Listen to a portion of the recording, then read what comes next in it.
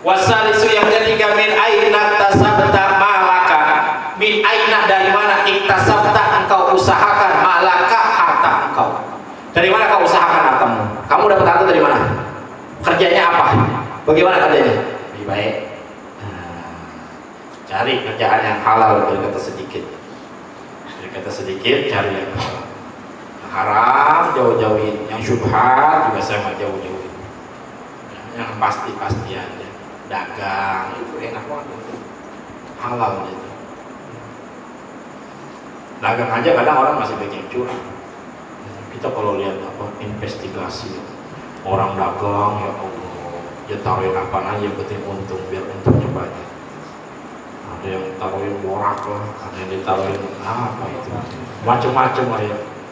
Daging kambing, daging sapi jualan bakso dicampur sama tikus.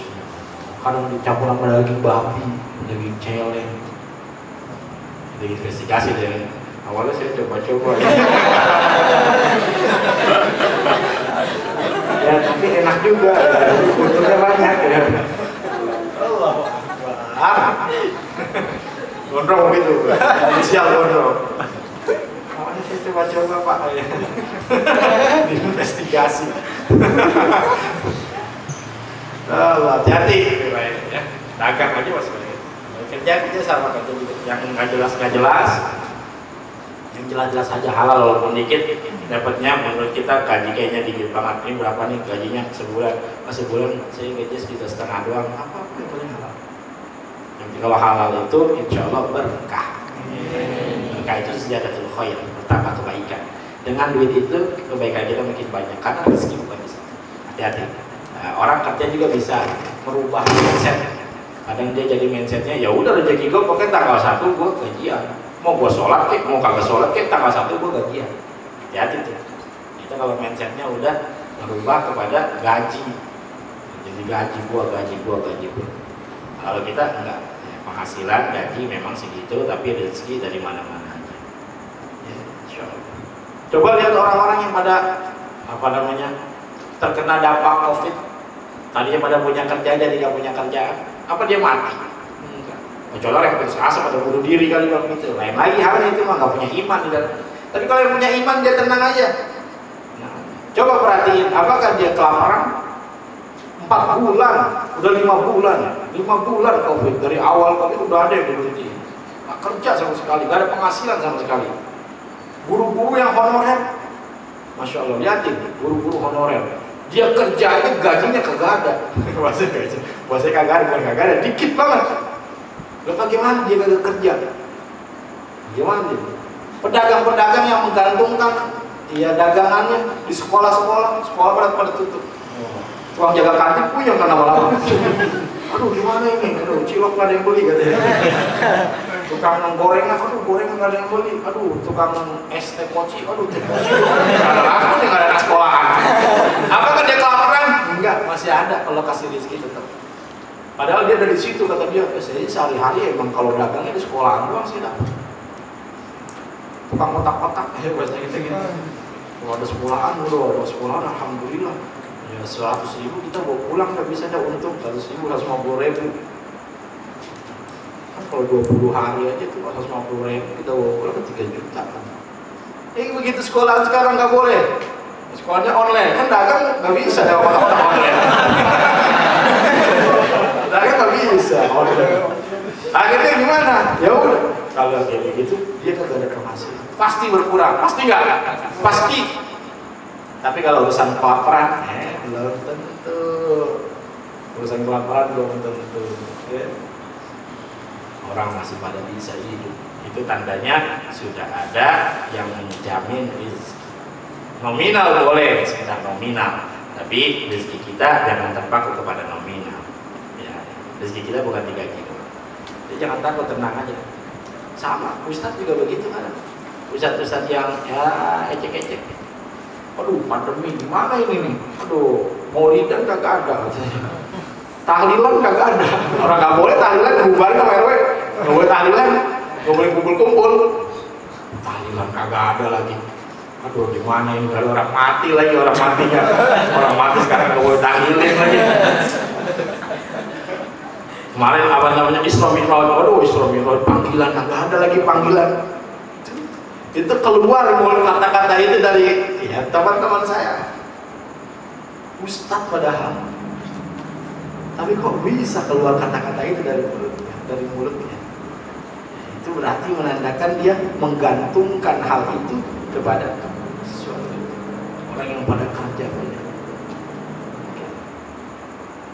Jadi kalau kita, alhamdulillah, termasuk saya, alhamdulillah, enggak saya nggak ngeluh apa, COVID apa, ketegangan apa, buat saya.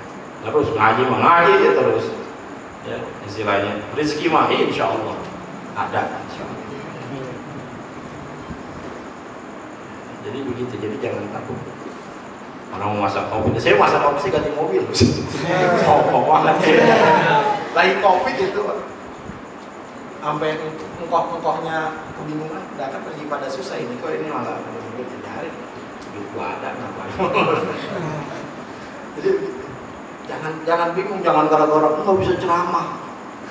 Waduh, ini acara 27 acara di cancel. Kalau keluar kata-kata begitu, ya Allah kenapa ente khawatir?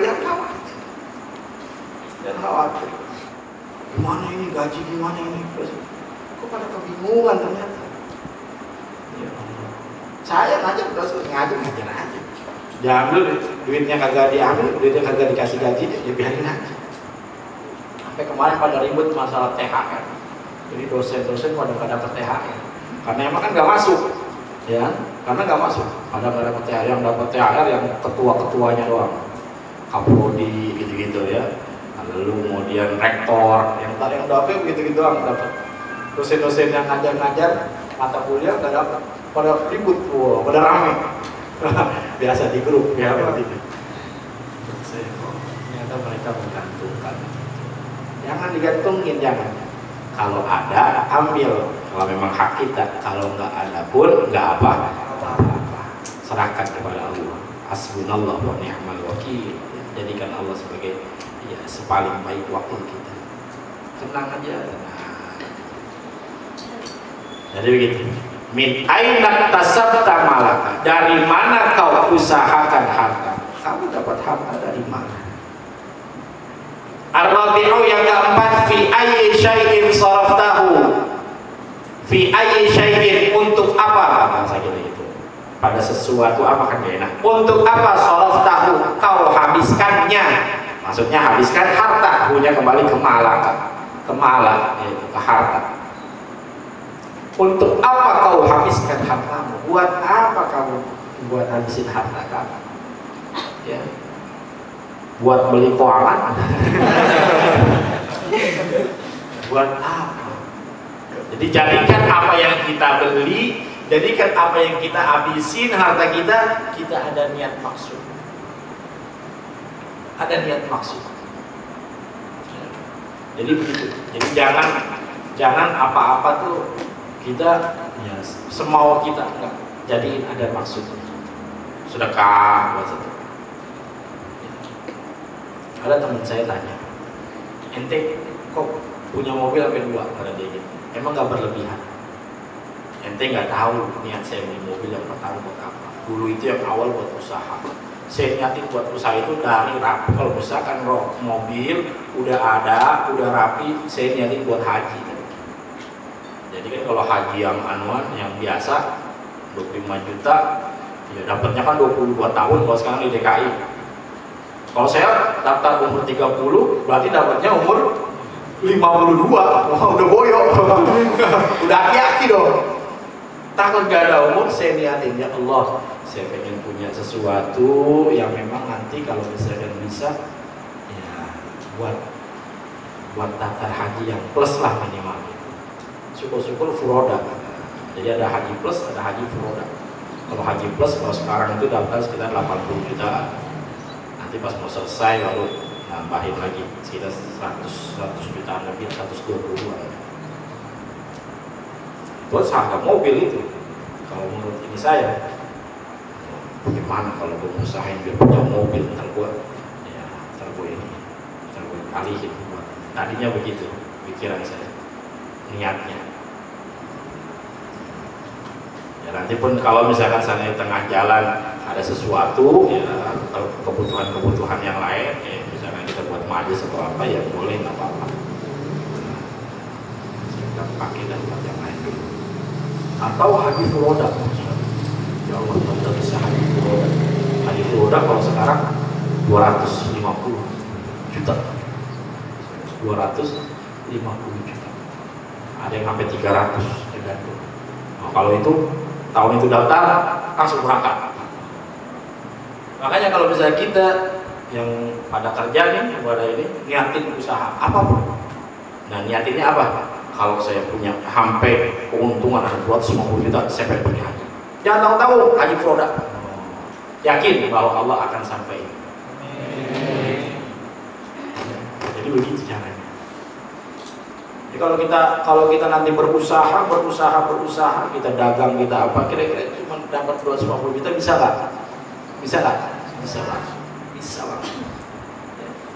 Maka harus diniatin dari sekarang. Habisin harta kita buat apa? Ya buat ke situ.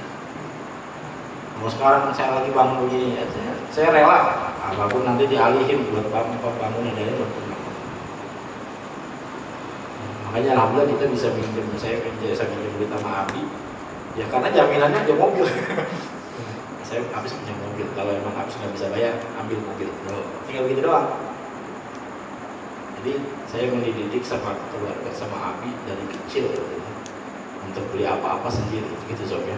Abi yang nggak pernah ngasih, beli handphone tapi pernah nggak pernah sih ya, apapun sendiri. Kalau mau beli minjem, itu didikan Abi. Mau beli minjem, mau beli handphone berapa, sejuta, gantiin sejuta, walaupun nyicil sebulan berapa sih.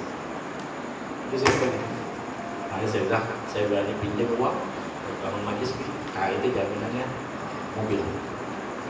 Kalau emang saya nggak bisa bayar mobilnya jual, itu udah jatuh kata. Walaupun tadinya saya niatin itu buat haji, tapi tidak apa-apa. Saya mementingkan kepentingan banyak, kepentingan satu. Jadi begitu. Nah ini saya bukan berbangga diri, bukan, tapi memberi contoh kira-kira lah kepada fi ayyi syai'in saraftahu, buat apa kau habisin hartamu. Dia punya jawaban gitu. Kalian tuh udah punya jawaban ya, yang punya jawaban. Apa, buat apa? Niatin buat apa? Jadi begitu. Guru Munzir beli mobil, padahal mobil Abi ada, tapi dia beli mobil. Dia niatin buat gurunya. Masya Allah. Saya bilang bagus, buat dukung. Yang waktu dia pengen nyari mobil, kasih gua nyari mobil. Wah, kalau gua nyari mobil Abi ada. Nah, guru gua punya mobil, gua punya, dia bisa pakai mobil gua ya. Saya anterin hari itu juga, muter hari itu juga. Ayo saya semangat karena niatnya betul. Niatnya benar. Kita beli motor lagi, yang punya yang Satria dia beli motor lagi, berapa? Yang Satria dikasih, mungkin apa? Dikasih gurunya, karena dia tahu gurunya senang pakai. Motor gue pakai pula, pakai. Cuman kayaknya dikasih langsung, BPKB ini dikasih. Begitu niatnya, bagus. Fi ayyi syai'in saraf, buat apa kamu habis? Wal khamisu, dan yang kelima, ma'amilta bima alimta. Ma'amilta, apa yang kau kerjakan, bima alimta, dengan apa yang kau ketahui. Gimana kamu kerjain apa dengan ilmu kamu? Masya Allah, ilmu kamu diamalin apa enggak? Udah ngaji, udah tahu ya, banyak ilmu diamalin apa enggak? Tanya sama Allah Subhanahu. Lebih baik. Wa fi hadisin akhar, dan pada hadis yang lain, qala alaihi salam, bersabda baginda Rasul sallallahu alaihi wasallam, awwalu ma yus'alul 'abdu yaumal qiyamati, sesuatu yang ditanya seorang hamba yaumal qiyamati, pada hari kiamat, anin naimi, tentang nikmat-nikmat. Jadi awal sesuatu yang ditanya oleh Allah kepada seorang hamba pada hari kiamat adalah tentang nikmat. Yuqalu, dikatakan, ya Allah nanti berkata, alam ngasih hadis, maka bukankah kami telah sehatkan jasad kamu, jisim kamu, jasad kamu, bukannya kami udah sehatkan badan kamu. Kamu habisin buat apa tuh? Kamu lakuin buat apa tuh kesehatan yang kami kasih? Jadi Allah ngedalinya begitu. Jadi kita kalau juga minta medali ini, Allah balas cuma satu. Alam nasihat jismaka, bukan saya kasih sehat jism kamu. Alam narwika bil ma'il baridi, bukankah kami telah menyegarkan kamu dengan air dingin? Maksudnya apa? Bukankah kami telah beri rizki kepada kamu? Bukankah kami telah dikasih rizki kepada kamu? Bukankah kami telah kasih kesehatan kepada kamu? Jadi ini dua rizki utama, sehat dengan ada rezeki kita, ya, sehat dengan adanya harta dikit, ya, suatu buat minum, suatu buat makan. Itu udah buat dalil buat Allah. Kenapa ente nggak mau sholat? Kenapa ente nggak mau ngaji? Kenapa ente nggak mau puasa? Kenapa ente nggak mau ngakuin ibadah? Allah cuma jawab gitu doang. Ketika kita medali ini Allah bilang alam nasih hadis, maka bukannya kami telah sehatkan badan kamu. Maksudnya apa? Kamu dikasih sehat, ya. Lalu kemudian kami kasih minum, maksudnya kasih minum, kami kasih rizki, maksudnya gitu ya. Minum di sini an-narwika bil ma'il barid, itu gambaran aja. Maksudnya kami kasih makan, kamu bisa makan, kamu bisa minum. Bukan itu telah kami kasih, tapi kamu yang nggak mau melakukan ibadah.